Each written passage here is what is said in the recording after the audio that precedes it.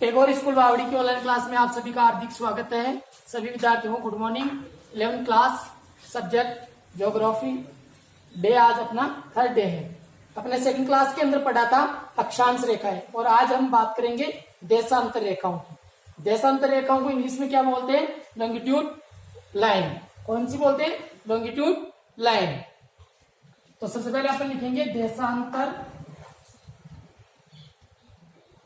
रेखाएं। अक्षांश रेखाओं के बारे में मैंने आपको बता दिया था। अब बात करते हैं अपन इसकी देशांतर रेखाओं की। जैसे मान लो ये पृथ्वी है या ग्लोब है, ठीक है। अब जैसे मान लो ये तो बिंदु कहलाता है उत्तरी ध्रुव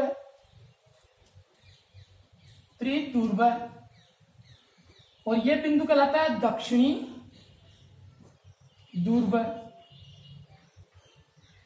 ध्रुव और ऊपर वाला उत्तरी ध्रुव।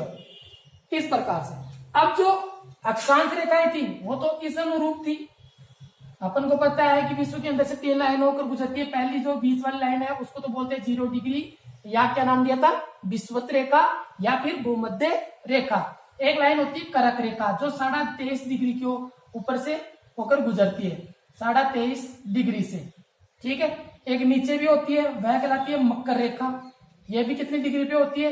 23.5 डिग्री पे, ठीक है। एक और रेखा होती है 66.5 डिग्री के ऊपर, इसको बोलते हैं आर्टिक रेखा। और जो एक नीचे भी होती है 66.5 डिग्री रेखा, इसको बोलते हैं अंटार्कटिक रेखा, ठीक है। यहां तक आपको क्लियर है? ये चीजें आपको याद होना जरूरी है। जो कर्क रेखा है, जैसे मान लो यहां से एक लाइन ऐसे भी ले लेते हैं अपन, ठीक है। तो अपने भारत की स्थिति कहां पे है? अपने भारत की स्थिति है यहां पे। अपना भारत बनेगा यहां पे। अपने भारत की स्थिति ये है। तो अपना भारत कहां पे हो गया? उत्तरी पूर्वी गोलार्ध के अंदर। उत्तरी पूर्वी गोलार्ध के अंदर ये अपना यहाँ पे क्या है? भारत है, ठीक है। तो इसको बोलते हैं पूर्वी गोलार्ध। इसको पूरे को क्या बोलते हैं? पूर्वी गोलार्ध। और इसको क्या बोलते हैं? पश्चिमी गोलार्ध। इसको बोलते हैं पश्चिमी गोलार्ध, ठीक है। और गोलार्ध की बात करें, जो भूमध्य रेखा थी, विषुवत रेखा थी, ये ऊपर वाला था उत्तरी गोलार्ध और ये था दक्षिणी गोलार्ध। और इस रेखा से अपन बात करें तो ये है पूर्वी गोलार्ध और ये आ गया पश्चिमी गोलार्ध। और जो अपने भारत की स्थिति है वो यहाँ पे है। कैसे? क्योंकि अपना देश क्या पड़ता है? पूर्व और उत्तर दोनों के बीच में आ रहा है यहाँ पे, यानी कर्क रेखा यहाँ से टच होकर गुजरती है बीच, यहाँ से सॉरी भारत की स्थिति यहाँ पे आएगी आपकी 8 राज्यों से होकर गुजरती है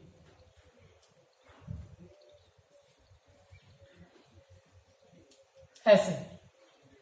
तो जो कर्क रेखा है पूरा गुजरात से निकलकर यहाँ लास्ट में मणिपुर में निकलती है, ठीक है।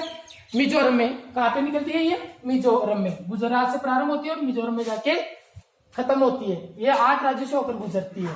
कौन सी रेखा? जो है कर्क रेखा। तो अपना भारत कहां पे स्थित हो गया? उत्तरी पूर्वी गोलार्ध में स्थित है। फिर अपन बात करते हैं देशांतर रेखाओं की। तो देशांतर जो रेखाएं हैं वह कौन सी है? इसकी परिभाषा मैं आपको लिखवा देता हूं।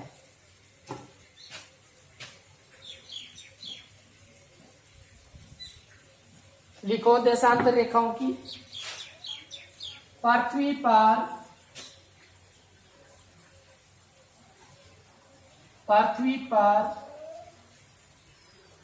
खींची गई, पृथ्वी पर खींची गई लंबवत, पृथ्वी पर खींची गई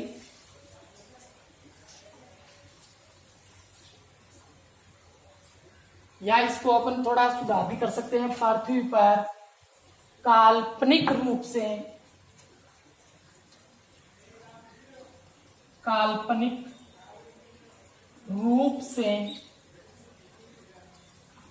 खींची गई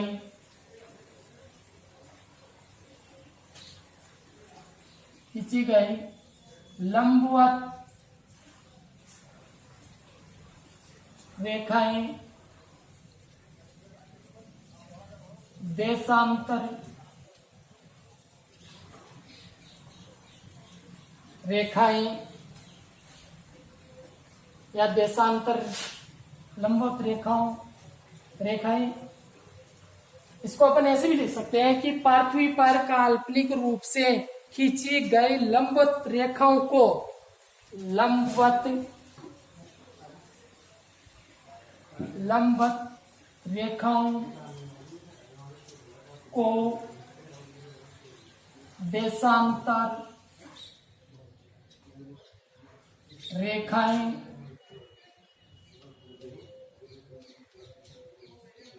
कहते हैं। देशांतर रेखाएं कहते हैं, ये इसकी हो गई परिभाषा। अब अपन इनकी थोड़ी विशेषताओं के बारे में बात कर लेते हैं, क्या क्या विशेषताएं वो भी अपन को याद होना जरूरी है। तो पहली विशेषता क्या होगी इसकी? पहली विशेषता होगी कि प्रत्येक देशांतर रेखा एक अर्धवृत्त बनाती है। कैसे? जैसे मान लो ये पृथ्वी है,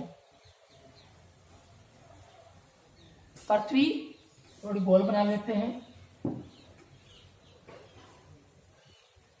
ऐसे। तो यहां पे जैसे मान लो ये उत्तरी ध्रुव है और ये दक्षिणी ध्रुव है, तो यहां से लंबवत रेखाएं तो ऐसे ही होती है, ऐसे होती है लंबवत रेखाएं। तो ये तो मैंने काफी दूर बना दिया आपको, लेकिन अंत में जाके उत्तरी ध्रुव से दक्षिण ध्रुव पर आपस में मिल जाती है। ठीक है, ऐसे आपस में, तो ये लंबवत रेखाएं होती है ऐसे। तो इसकी पहली विशेषता क्या होगी? ये समान दूरी के ऊपर होती है। तो प्रत्येक देशांतर रेखा एक अर्धवृत्त बनाती है। अर्धवृत्त कैसे? जैसे मान लो एक देशांतर रेखा तो आधावर्ती तो बनाएगी ऐसे, फिर बाद में दूसरी देशांतर रेखा मिलकर इसको क्या बनाएगी? पूरा वर्त बनाएगी।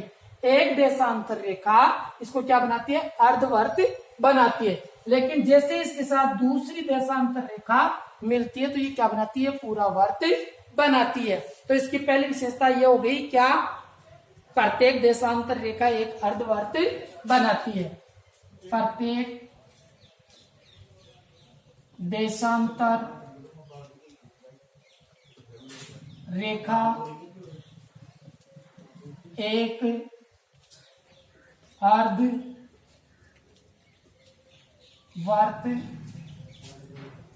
बनाती है, अर्धवर्त बनाती है। पहली विशेषता तो ये होगी।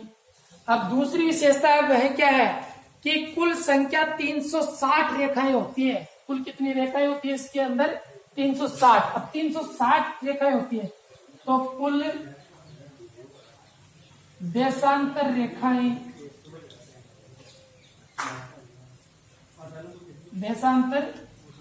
रेखाएं कितनी होती है? 360 होती है, क्योंकि 1 डिग्री के ऊपर एक रेखा चलती है तो 360 हो गई, तो 360 रेखा होती है। ये हो गई इसकी दूसरी विशेषता। अब जैसे मान लो कैसे कि जो 360 डिग्री कैसे कि 0 डिग्री कह दो या इसको 360 डिग्री कह दो। 0 डिग्री क्या है? 360 डिग्री है। 360 डिग्री क्या है? 0 डिग्री है। कहने का मतलब ये है कि 0 डिग्री ऐसा नहीं है भाई एक लाइन पे एक 0 डिग्री बोलते हैं, नहीं ऐसा नहीं है। यहाँ पे एक दूसरे एक ही है रेखा, 0 लाइन बोल दो या 0 डिग्री बोल दो या इसको 360 डिग्री बोल दो, दोनों की एक ही बात है। फिर अपन बात करते हैं भूमध्य रेखा, यानी भूमध्य रेखा देशांतर रेखाओं के मध्य सर्वाधिक दूरी होती है। भूमध्य रेखा पर यहाँ पे भूमध्य रेखा यहाँ पे बीच से तो गुजरती है ना, बीच से ऐसे, तो यहाँ पे देशांतर रेखाओं के बीच की दूरी क्या होती है? काफी अधिक होती है। तो लिखो यहाँ पे तीसरी, भूमध्य रेखाओं पर, भूमध्य रेखा पर देशांतर रेखाओं के बीच दूरी सर्वाधिक होती है। सर्वाधिक होती है। यानी जो भूमध्य रेखा है वहां पे जो देशांतर रेखाएं हैं उनके बीच में सर्वाधिक दूरी होती है। और दूरों के ऊपर दूरी क्या हो जाती है, कम हो जाती है, क्योंकि यहाँ पे आते आते देखो दूरी अपने आप ही घट जाती है। आप खुद अगर रफ कॉपी के अंदर ऐसे बना के देखोगे ना तो आपको पता चल जाएगा कि ये भी दूर है और ये भी दूर है। यहाँ पे आते ही इनकी दूरी दोनों के बीच की आपस में दूरी क्या हो जाती है, कम हो जाती है। तो अपन लिख सकते हैं कि ध्रुवों के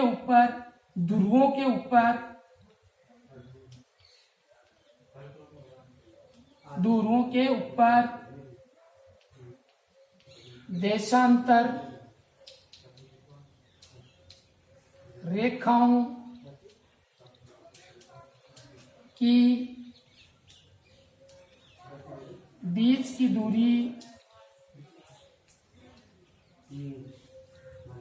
कम होती है।